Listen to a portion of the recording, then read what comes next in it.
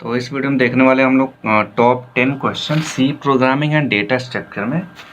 ये क्वेश्चन काफ़ी इंपॉर्टेंट है। लेट्स से अगर आपने कुछ क्लासेस मिस कर दिए होंगे, कुछ वीडियो लेक्चर नहीं देखे होगा अच्छे से, तो इन 10 क्वेश्चन के बाद आपके काफ़ी सारा डाउट ऐसे ही क्लियर हो जाएंगे, मतलब कॉन्सेप्ट थ्रू क्वेश्चन से ही क्लियर हो जाएंगे। तो मेरा फर्स्ट क्वेश्चन है, दैट इज इसमें लिखा हुआ what is the output of following code. नीचे एक सूडो कोड लिखा हुआ है आपका, यहाँ पे ये सूडो कोड लिखा हुआ है एंड आपसे यहाँ पे आउटपुट यहाँ पे लिखा हुआ है। तो आप सिंपली पूछ रहा है कि व्हाट इज द आउटपुट। देखो, तो अगर इसको हम सॉल्व करने चलें तो मैंने आपको पढ़ाया हुआ है कॉमा ऑपरेटर। कॉमा ऑपरेटर अगर पढ़े होगे आपको तो आपको पता होगा कि लेट से हमारा यहाँ से स्टार्ट हो रहा है ये वाला पार्ट और यहाँ तक जा रहा है। इसके बीच में हमारे पास दो पार्ट है, यहाँ से कॉमा से डिफ्रेंशिएट हो रहा है। तो यहाँ पे आप चाहो तो कॉमा ऑपरेटर भी लगा सकते हो एंड सिंपल सा प्रिंटफ का लॉजिक होता है, मैं बताता हूँ आपको।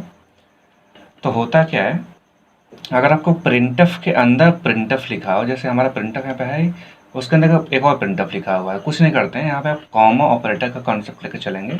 तो कॉमा ऑपरेटर में क्या होता है, मैं बताता हूँ आपको। अगर ए कामा बी है आपके पास, तो you can say that B वाला रिटर्न करता है लास्ट में। तो इसमें देखो कॉमा बीच में यहाँ पे कॉमा लगा हुआ है यहाँ पे, तो हमें लास्ट वाला ये वाला रिटर्न करेगा। So that is printf string, मतलब एक हमारा ये स्ट्रिंग है जो कि गेट सी एस है, तो ये प्रिंट करेगा। तो इसको आपका आउटपुट में आपका get C S space C S आएगा सिंपली।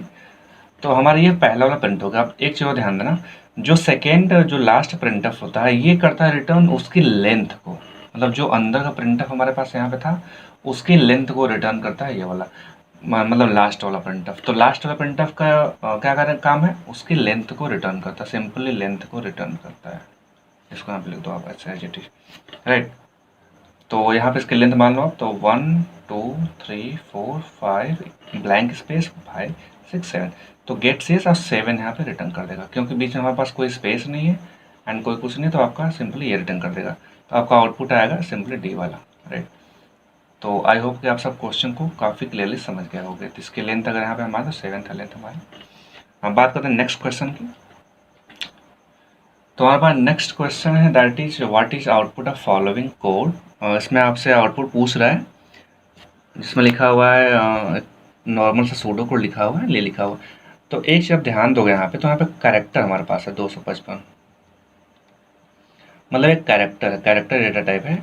और इसमें हम बाद में सेकेंड लाइन में अगर जाओगे यहाँ पे, तो यहाँ पे 10 इसमें ऐड भी कर दे रहा है, तो दैट इज 265 हो जाएगा हमारे पास ये, राइट। फिर नेक्स्ट लाइन जैसे हम आएंगे तो हम प्रिंट ऑफ करा रहा है डी, मतलब इंटीरियर वैल्यू प्रिंट करा रहा है, और सी लिखा है, मतलब सी के एड्रेस को फाइंड आउट करना है, मतलब सी के एड्रेस के थ्रू हमें प्रिंट करना है इंटीजर। लेकिन हमारे पास ये तो कैरेक्टर है, ये सी तो हमारा कैरेक्टर टाइप है और प्रिंट करवा रहा है हमसे इंटीजर, तो कुछ नहीं करेंगे। अगर ऐसा क्वेश्चन आपके पास आता है तो ध्यान देना, जो कैरेक्टर होता है उसकी रेंज होती है 256, राइट। और यहाँ हमारा क्रॉस कर गया 256 से, तो ये थोड़ा सा डिफरेंट है। तो इस क्वेश्चन को लगाने के लिए हम ऐसे करते हैं एक्स मोड 2⁸। तो यहाँ पे एक्स जो भी वैल्यू आपसे पूछ रहा है, जो भी वैल्यू गिवन है वहाँ पे वैल्यू रखोगे, ऑन मोड लगाओगे तो हमारे पास वैल्यू ये वाली है, तो इसको मैं लिखूंगा एक्स के जगह पे इसको लिख दूंगा 265 मोड 2⁸, इट मीन्स 256। तो इसको जब मॉड करोगे आप तो आपका सिंपली आएगा 9, राइट। तो आपका सिंपली 9 आंसर आ गया। तो आई होप कि आप सब काफ़ी क्लियरली समझ गए होंगे इसको। तो बढ़ते हैं नेक्स्ट क्वेश्चन पे। हमारे पास नेक्स्ट क्वेश्चन है आपका ये। सो इसमें भी आपसे सिंपली आउटपुट पूछ रहा है। तो इस क्वेश्चन को मैं अपने सी प्रोग्रामिंग के लेक्चर में बताए हुए हूँ। अगर आप प्रोग्रामिंग के मेरे पूरे लेक्चर फॉलो नहीं करते हो फॉर गेट के लिए, तो डिस्क्रिप्शन में आपको सारा कुछ लिंक मैं दे दूंगा, C programming and data structure. वहाँ पे आप जाके पर्टिकुलर स्टार्ट में preparation like from the very basic, from the very starting से स्टार्ट कर सकते हो। तो ये क्वेश्चन आपके पास है, मैं यहाँ पे कर लेता हूँ। यहाँ पे ए की वैल्यू आपके पास 4 दिए हुए, बी की वैल्यू 3 है, प्रिंट ऑफ करा रहा है ए प्लस प्लस प्लस ये वाला, मतलब ए बी, ऐसा कुछ करा रहा है प्रिंट। तो करना क्या होता है, अब यहाँ पे हम इंक्रीमेंट डिक्रीमेंट कुछ समझ में हमें नहीं आ रहा कि इसमें करें, तो करें क्या। तो नॉर्मल सा प्रोसेस होता है, यहाँ पे हम टोकन जनरेशन कॉन्सेप्ट यूज करते हैं। तो टोकन जनरेशन करता है क्या नॉर्मली, टोकन जनरेशन क्या करता है आपको नॉर्मली, टोकेनाइजेशन करता क्या है कि आपको एक पर्टिकुलर एक प्रॉपर एक मीनिंगफुल सीक्वेंस, अगर हम बात करें तो मीनिंगफुल सीक्वेंस को काउंट करके एग्जीक्यूट करता था। हमारा कंपाइलर चलेगा यहाँ से, तो यहाँ पे आएगा तो देखेगा उसको ए मिला, सही है, ए प्लस मिला, तो ए प्लस तो कुछ हुआ नहीं, आगे बढ़ जाएगा। फिर ए प्लस प्लस, तो ए प्लस प्लस इसको जैसे ही मिला, इसको जैसे मिला मतलब ये ए प्लस प्लस समझ आया कि ये तो हमारे इंक्रीमेंट ऑपरेटर है, तो यहाँ से इसको ब्रेक कर देगा सिंपली। फिर नेक्स्ट है आपको प्लस मिला, इसके बाद फिर बी, तो अब यहाँ पे मतलब फिर ऑपरेंट, तो यहाँ पे ये समझ जाएगा कि हमारा ये जो बी है वो कंप्लीट इसको एंड इसको ऐड कर रहा है सिंपली, कंपाइलर ये समझेगा और यही होता भी है। तो अगर आप ए प्लस प्लस जैसे ही कर दोगे आप, तो ये है पोस्ट इंक्रीमेंट। तो पोस्ट इंक्रीमेंट मतलब कि आपको ए की वैल्यू क्या है, आपके पास 4 है, तो यहाँ पे हम पहले असाइन करते हैं, आपको पढ़ा चुका हूँ मैं, पोस्ट इंक्रीमेंट में पहले असाइन करते हैं फिर इंक्रीमेंट करते हैं। तो असाइन कर देगा 4, फिर यहाँ पे इंक्रीमेंट करेगा ये वाला 5, तो वहाँ से कोई मतलब नहीं है, हमारे यहाँ पे 4 असाइन हो चुका है और बी हमारा है यहाँ पे, बी 3 है, दोनों को जब हम ऐड करेंगे तो दैट इज 7, तो आपके पास 7 आंसर आ जाएगा। अगर यहाँ पे प्री इंक्रीमेंट होता है या फिर कुछ और होता है तो यहाँ पे सिंपली आपको आंसर डिफरेंट आता। तो आई होप आप सब क्लियरली इसको समझ गए हो। चलते हैं नेक्स्ट क्वेश्चन पे। तो हमारे पास नेक्स्ट क्वेश्चन ये है जिसमें आपको एक कोड लिखा हुआ है ये वाला, एंड आपसे उसका आउटपुट पूछ रहा है। तो यहाँ पे आप देखोगे तो ए की वैल्यू हम लिख लेता हूँ मैं, ए की वैल्यू 1 है एंड बी की वैल्यू है दैट इज़ 1, और सी की हमें वैल्यू निकालनी है, तो सी हमारे पास क्या हो जाएगा, प्लस प्लस ए, मतलब हम ये है प्री इंक्रीमेंट, तो पहले हम वैल्यू को करेंगे असाइन, सॉरी पहले करेंगे वैल्यू को इंक्रीमेंट फिर असाइन करेंगे। तो वैल्यू जैसे मैं इंक्रीमेंट किया यहाँ पे 2 हो जाएगा, फिर इसको असाइन कर देंगे, तो असाइन करेंगे तो यहाँ पे 2 हो जाएगा, और ऑपरेटर और बी प्लस प्लस। तो आप सबको पता होगा ये है कॉन्सेप्ट शॉर्ट सर्किट का, ये कॉन्सेप्ट हमारा है शॉर्ट सर्किट का, आप सबको मैं पढ़ाया था, वीडियो मेरा पढ़ा होगा, COICT, ये कंसेप्ट है शॉर्ट सर्किट का। तो मतलब शॉर्ट सर्किट क्या होता है, अगर ये हमारा ट्रू हो गया इधर का, तो इधर का हमारा इवेलुएट ही नहीं होता है सिंपली। तो बी प्लस प्लस से कोई फ़र्क नहीं पड़ेगा, उससे हम बी प्लस प्लस कुछ करेंगे नहीं, मतलब वहाँ कंपाइलर जाएगा नहीं। तो आपको सिंपली आपका यहाँ पे आ जाएगा c equals to that is two, sorry c equal to true नहीं आएगा, ट्रू आएगा, क्योंकि हमारे पास वो लॉजिकल ऑपरेटर में रिटर्न करता है वैल्यू को। तो ट्रू मतलब ट्रू आएगा, ट्रू मतलब 1, तो 1 आपका इसका आउटपुट आएगा, 1 मतलब सी की वैल्यू आ गई।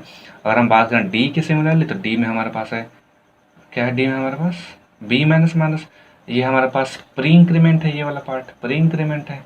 तो पहले हम वैल्यू यहाँ पे असाइन कर देंगे, मतलब असाइन करेंगे तो बी की वैल्यू हमारे पास 1 है, हम वैल्यू यहाँ पे असाइन कर दिए, 1 असाइन कर दिए, फिर जैसे एंड लगाएंगे फिर नेक्स्ट में आएंगे, तो नेक्स्ट में आते ही क्या करेंगे आपको, तो ये भी सेम कॉन्सेप्ट आपका है, तो थोड़ा सा इसमें आई थिंक कुछ मॉडिफिकेशन कर रहा है, यहाँ पे प्री इंक्रीमेंट था, let me make that first, तो यहाँ पे माइनस माइनस बी था, then and five A left से। तो यहाँ प्री इंक्रीमेंट अगर होता है तो फिर यहाँ पे वैल्यू 0 आपकी हो जाएगी, क्योंकि हमारे पास क्या है, यू कैन से दैट हम पहले इसको करेंगे इंक्रीमेंट फिर असाइन कर देंगे।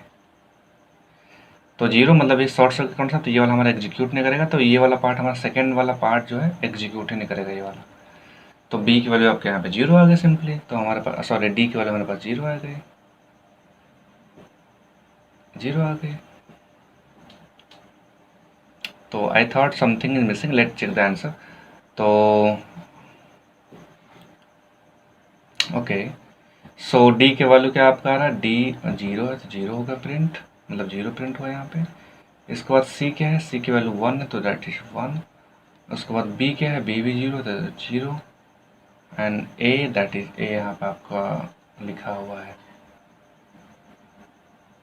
ए क्या लिखा हुआ है, दैट इज 1 आपका यहाँ पे दिया हुआ है यहाँ पे, लेकिन I think something is missing, so आपको यहाँ पे 2 आना चाहिए, तो आपका आंसर ये आएगा। मुझे आए तो पता नहीं कि क्यों ऑप्शन में यहाँ पे वो दिया हुआ था, एक बार इसको आप चेक करना अपने एंड से, कुछ भी आपको इसमें मैं अगर मिस्टेक किया हूँ तो जस्ट कमेंट इट आउट, तो जिसमें आपका आंसर ये वाला आएगा, ना कि इसमें कोई ऑप्शन आएगा।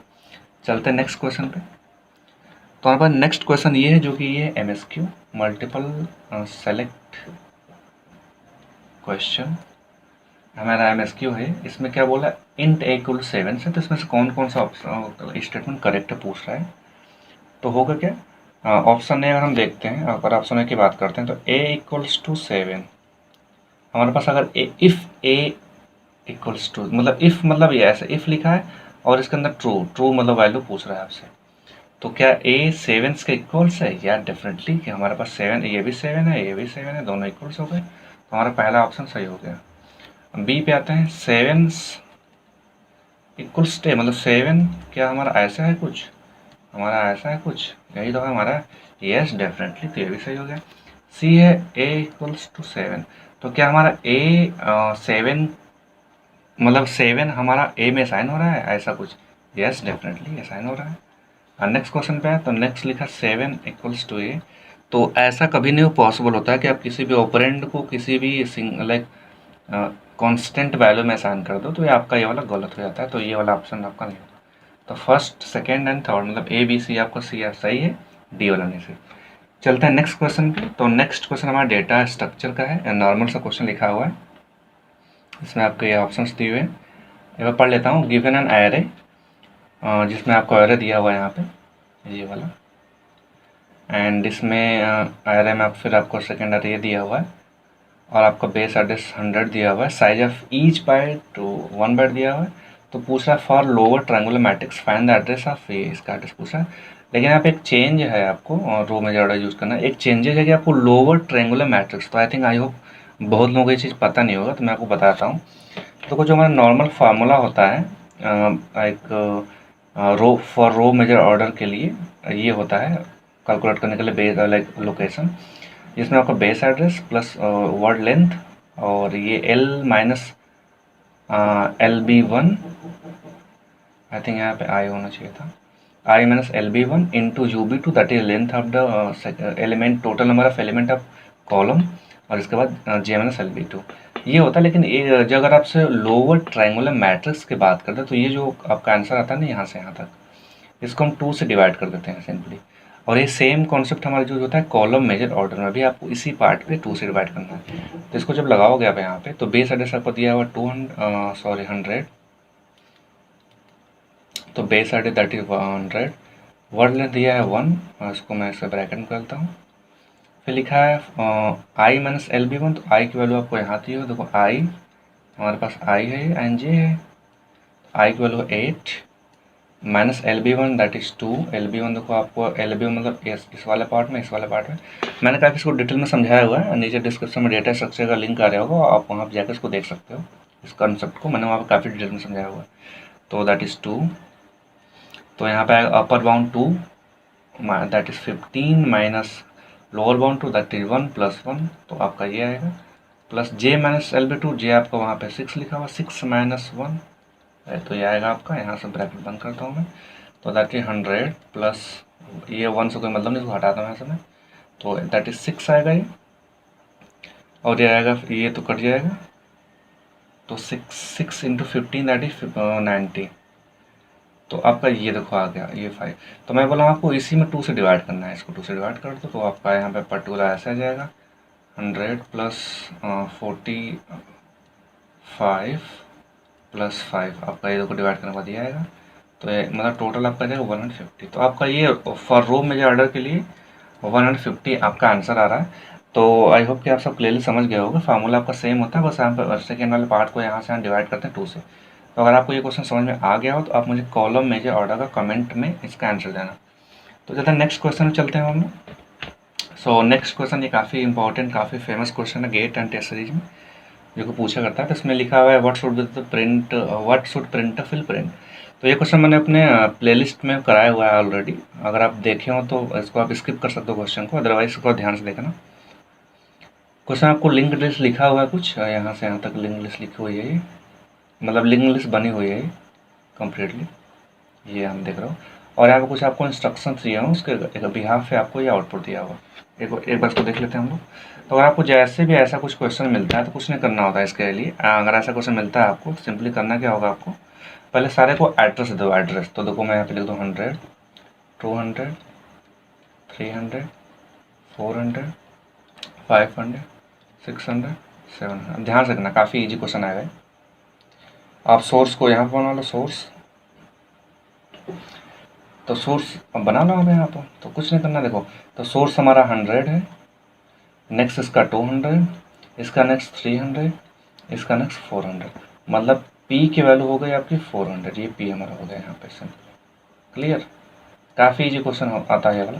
हाँ, तो आपका यहाँ पे P 400 है ही, इसका नेक्स्ट 500 हुआ, इसका नेक्स्ट 600 हुआ, इसका नेक्स्ट 700 हुआ। अब ध्यान देना, तो जो 700 का नेक्स्ट है वो ये इस वैल्यू पर डिपेंड करता है, ठीक है ना, मतलब इस वैल्यू पर डिपेंड करता है नेक्स्ट, इसका नेक्स्ट। तो क्या था, देखो एस हमारा था 100, ये है 200, ये है 300। तो देखो जो 700 का जो नेक्स्ट है, मतलब हमारे पास लिंक लिस्ट में क्या होता है, ऐसा होता है ना पार्ट, ये वाला ऐसे ऐसे ऐसे ऐसे ऐसे। मैंने काफ़ी इसको डिटेल में समझाया हुआ है, और वीडियो आपको ऊपर आ रही होगी, डिस्क्रिप्शन में आ रही होगी। तो जो 700 का नेक्स्ट होगा यहाँ पे, मतलब ये वैल्यू वैल्यू हमारी यहाँ पे समझेगी यहाँ पे। तो 700 का नेक्स्ट क्या होगा हमारे पास, 3 वाला 100 होगा, 300 वाला होगा ये। क्लियर। तो अभी हम चलते हैं नेक्स्ट क्वेश्चन पे। सो नेक्स्ट क्वेश्चन हमारा है दैट इज, आते हैं यहाँ पे, हमारे यहाँ पे 100 है ये, 100, फिर 200, फिर 300, सॉरी यहाँ पे 200, फिर 200 का जो नेक्स्ट होगा वो कुछ और वैल्यू है, देख लेते हैं क्या है। तो हमारे पास ये है 400, ये है 500, ये है 600, ये है 700। मतलब कि हमारे 700 यहाँ पे असाइन हो जाएगा सिंपल, यहाँ पे सिंपल। तो, तो हमारा 200 का जो नेक्स्ट होगा वो होगा 700, बस ये रख दो ऐसे। बस हमारा यहाँ तक क्लियर पार्ट हो गया। अब क्या करना है यहाँ पे आपको, करना है क्या आपको, बस आपको नेक्स्ट लाइन में जंप कर लेना है। जैसे जंप करोगे यहाँ पे आओगे तो यहाँ पे देखो 400, काफ़ी इजी क्वेश्चन आएगा, 500, इसके बाद आपका है 600, 700, सॉरी, तो 700 के बाद आप देख पा रहे होगे यहाँ पे, तो 700 का नेक्स्ट है ये है 300, तो यहाँ पे 300, फिर 400, फिर 500, फिर 600। अब देखो, अब जो 600 का डेटा है, मतलब 600 का डेटा है, तो डैट इज एफ, तो आपका आउटपुट में आ जाएगा एफ। तो आई होप कि यहाँ पे दिया होगा आंसर, तो आपका ये वाला आंसर आएगा एफ, राइट। तो आई थिंक काफ़ी क्लियरली आप ये क्वेश्चन समझ गए होगे। तो अगर आप ये क्वेश्चन समझ गए हो तो हम लोग चलते हैं नेक्स्ट क्वेश्चन पे। तो नेक्स्ट क्वेश्चन ये काफ़ी फेमस क्वेश्चन है, इस बार गेट में क्वेश्चन वाला पूछा भी गया है, मतलब सेम कॉन्सेप्ट पे यूज होकर इस बार गेट में क्वेश्चन पूछा गया ये वाला। कैसे, इसको देख लेते हैं। अगर आपको ऐसे आता है तो उसको हम स्टैक इवेल्युएशन बोलते हैं, इसको मैं लिख दे रहा हूँ। क्या होता है देखना ध्यान से, एक स्टैक बनाना है आपको, सिंपली सारे वैल्यू को वहाँ पे करना है, ऑपरेशन परफॉर्म करना, मैं कराता हूँ। 10 गया अंदर हमारे पास, 5 गया, फिर जैसे आपको कोई ऑपरेटर मिलता है तो फर्स्ट एंड सेकंड को उस पर बीच में उसके लगा के ऑपरेशन परफॉर्म कर दो। कैसे, ऐसे 5, सॉरी ऐसे 10 + 5 दैट इज 15 आएगा आपको। अब ये 15 हमारा यहाँ पे स्टोर हो जाएगा, मतलब यहाँ पे जब स्टोर होता है ऐसा कुछ दिख जाएगा, तो 15 आ गया। इसके बाद 60 है, फिर 6 है, इसके बाद क्या है स्लैश, मतलब डिवीजन, तो इस दोनों में परफॉर्म कर दो, तो 60/6 दैट इज 10, राइट। तो आपको 10 यहाँ पे आ जाएगा। कहाँ पे 10 आ जाएगा, 10 आपको, मतलब आप ये वाला 10 हमारा आयरन में स्टोर हो जाएगा। तो इसको जब आयरन में स्टोर करेंगे तो आपको कुछ ऐसे बनेगा, तो 15 हो जाएगा, ये हो जाएगा 10। तो इसके बाद हमारा यहाँ तक हो गया, हमारा ये वाला पार्ट है दैट इज मल्टीप्लीकेशन। दोनों को जब करेंगे तो 15 × 10 दैट इज 150। तो हमारा ये वाला पार्ट आयरन में स्टोर हो जाएगा। तो ये जैसे हमारे यहाँ पे स्टोर होगा 150 यहाँ पे स्टोर होगा। इसके बाद हमारे पास यहाँ पे 8 है, तो यहाँ पे 8 आएगा, फिर माइनस है तो माइनस। अब इन दोनों में परफॉर्म करो तो मतलब 150 - 8 दैट इज 142। आपका ये आ गया आंसर, राइट। तो आई होप आप सब क्लियरली इसको समझ गए होगे। चलते हैं नेक्स्ट क्वेश्चन में। ये मैं सेम क्वेश्चन आपको प्लेलिस्ट में मिल जाएगा डेटा स्ट्रक्चर को, जो कि डिस्क्रिप्शन में आ रहा होगा। ये 9th क्वेश्चन में आता है, थोड़ा सा ये इंपॉर्टेंट क्वेश्चन है। इसमें क्वेश्चन में पूछ रहा है how many pop operation will perform after converting following infix to postfix. तो आपको इस इनफिक्स को पोस्ट में बदलना है, इसके बाद कितने ऑपरेशन पर कितने पॉप ऑपरेशन परफॉर्म होंगे उसको आपको नोट डाउन करना है। तो ये क्वेश्चन मैं आपको चाहूँ तो शॉर्ट कट में बता सकता हूँ, लेकिन उसको करके दिखाता हूँ।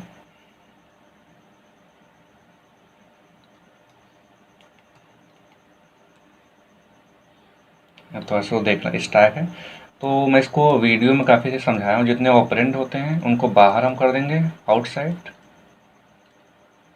और ऑपरेटर को स्टैक में पुश करते हैं। कैसे करते हैं देख लेते हैं। तो हमारे पास ये है, ऑपरेटर पुश कर दिए। इसके बाद हमारे पास ये है, बाहर ला दिए इसको। फिर प्लस है, फिर बी है, फिर ये है। तो ये जैसे आपको आता है तो इसको सब क्रॉस करके इसके बीच का सारे एलिमेंट बाहर कर लेते हैं। तो इसको बाहर जैसे करेंगे तो हमारे पास एक पॉप हो गया, एक पॉप। फिर सिमिलरली सारे एलिमेंट को ऐसे कर दोगे आप। फिर हमारे पास ये वाला है, इसको मैंने यहाँ पे इंसर्ट कर दिया। फिर हमारे पास ये वाला है, इसको मैंने यहाँ पे इंसर्ट कर दिया। फिर सी है तो सी हमारा बाहर आएगा क्योंकि ऑपरेंड है, यहाँ पे मैं लिखा हूँ आउटसाइड। फिर माइनस है मतलब माइनस यहाँ पे आएगा। फिर डी मतलब ऑपरेंड मतलब बाहर आएगा। फिर ये, अब जैसे हमारा ये बॉक्स मिला है इसको क्लोजिंग करके इसको पॉप कर दो, तो यहाँ पे माइनस आ गया। 2 पॉप हमारे पास हो गए अभी तक। फिर ये वाला हमारा रहेगा। फिर हमारे पास ये है तो ये आ जाएगा। अब ध्यान देना, तो ये जो होता है इसका प्रेसिडेंस इस वाले से कम होता है, तो इसको हम ऊपर रख नहीं सकते, तो इसको एक पॉप कर देंगे। तो हमारे पास 3 पॉप हो गए, यहाँ पे भी आ जाएगा एक चीज़। ठीक है ना। सिमिलरली क्या करना है आपको, फिर आपका ये है, ये बॉक्स आया।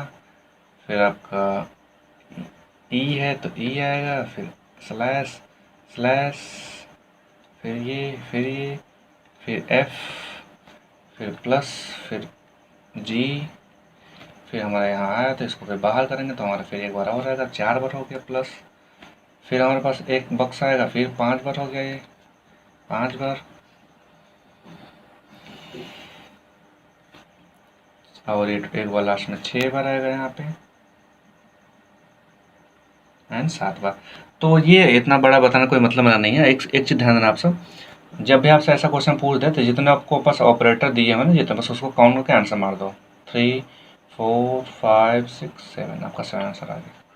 तो ऐसे चार्ज लगा सकते हो। हालांकि इसको आप मेरे वीडियो में देख रहे हो, वहाँ पे मैंने काफ़ी अच्छे से समझाया हुआ, तो यहाँ पे कोई टाइम वेस्ट करना कोई मतलब नहीं है। चलते हैं नेक्स्ट एंड लास्ट क्वेश्चन पे। तो लास्ट क्वेश्चन आपका ये है, which are the following permutation can be obtain in the same order using assuming the input ऐसे दिया हुआ है। इसको मैं समझाता हूँ अभी। इसके पहले मैं बताता हूँ आपको कि जितने भी ये सब मैं क्वेश्चन करा रहा हूँ आपको, ये सब गेट के क्वेश्चन है, मतलब गेट प्रीवियस ईयर में आपको मिल जाएंगे। तो इसमें ये लिख रहा है कि आपके पास ये इनपुट दिया हुआ है, अगर इसे सेकंड से हम स्टैक में पुश करते हैं तो इसमें से कौन सा स्टैक हमारे पास फॉलो करेगा परमुटेशन को। तो सिंपल कर लेते हैं, देखो ध्यान से यहाँ पे। तो पहले 5 मैंने इंसर्ट किया 5, तो 5 के हमारा दिया नहीं, काम खत्म। इसके बाद 6 इंसर्ट करेंगे, 6 मैंने इंसर्ट किया, चलेगा। फिर देखो ध्यान से देखना, फिर मैंने इसके बाद 7 इंसर्ट किया, मतलब मैंने 5 किया, 6 किया, 7 किया। अगर मैं यहाँ पे परमुटेशन चाहूँ तो यहाँ पॉप जब करूँगा तो हमारे पास पहले पॉप होगा 7 पॉप होगा, फिर 6 पॉप होगा, फिर 5 पॉप होगा। अगर ऐसे पॉप करता हूँ तो 7 6 5, ठीक है चलेगा, कोई इशू नहीं है हमारे पास। ठीक है, कोई ऑप्शन नहीं है। तो हम इसको मान लो 7 बस पॉप किया हम लोग, और बाकी कुछ भी पॉप नहीं किया, क्योंकि 7 6 का कोई ऑप्शन हमारे पास दिए, मतलब 7 6 का हमारे पास ऑप्शन दिया ही नहीं है। तो इसको हम लोग बस 7 ही पॉप करते हैं, ये सब दोनों पॉप नहीं करते हैं। ठीक है ना। फिर लिखा हमने 8 को इंसर्ट किया। अब देखो, फिर हम 8 को पॉप कर देते हैं। फिर चलो 8 को ही पॉप कर दिया। 7 8 का हमारे पास ऑप्शन काफ़ी सारे मिल रहे हैं हमारे पास। ये मिल रहा है, ये मिल रहा है, ये पहला वाला नहीं था 7 7 8 है, ये मिल रहा है। 3 ऑप्शन मिल रहे हैं 7 8 पे, तो इसको सही है, चल देते हैं। फिर हमने 9 को इंसर्ट किया यहाँ पे, राइट। तो 9 को भी हम पॉप कर सकते हैं। तो हमारे पास 9 को जब पॉप 7 8 9 आएगा, तो हमारे पास 7 8 9 पहले ऑप्शन मेरा, दूसरे ऑप्शन मेरा, तीसरे ऑप्शन में, तीसरे ऑप्शन तक आ रहा है हमारे पास 7 8 9, राइट। तो 3 ऑप्शन हो सकते हैं। इसके बाद फिर हम चाहें तो अगर 6 को पॉप करेंगे तो यहाँ पे 6 आएगा, फिर 5, मतलब 7 8 9 6 5। तो 7 8 9 6 5, दैट इज ये वाला ऑप्शन हमारा अप टू डेट थोड़ा सही हो रहा है। लेकिन क्या हम क्रॉस चेक करेंगे डी वाला ऑप्शन कहीं पे सही हो सकता है, कुछ चांस है। तो डी वाले में क्या किया, उल्टा पॉप किया हुआ है, मतलब 9 पहले पॉप किया हुआ है, 9 9, फिर 8 पॉप किया 8, फिर 7 पॉप किया तो 7, फिर 5। फिर देखो हमारे यहाँ पे कोई चांस नहीं है कि आपके पास अब 5 पॉप हो जाए। तो डी वाला ऑप्शन ओबियसली नोट, ये वाला हमारा कभी ऑप्शन होगा ही नहीं, राइट। तो आई होप कि आप सबको काफ़ी सारे क्वेश्चन क्लियरली समझ में आ गए होंगे। आप सबने कुछ नए नए क्वेश्चन के कॉन्सेप्ट देखे होंगे। जैसे हमारा ये क्वेश्चन था, इसको मैंने वीडियो में नहीं कराया हुआ है, ये क्वेश्चन। तो आप सब ये नया क्वेश्चन सीखे हो गए यहाँ से। तो टिल देन जस्ट अपने आप प्रिपरेशन करते रहो। मिलते हैं नेक्स्ट वीडियो में। आपको क्या करना है, बस करना है चैनल को सब्सक्राइब करना है। वीडियो अगर अच्छी लगी तो लाइक ज़रूर कर देना और अपने दोस्तों को शेयर ज़रूर कर देना। तो मिलते हैं नेक्स्ट वीडियो में कुछ और अच्छे से कॉन्सेप्ट के साथ। Till then thank you for watching.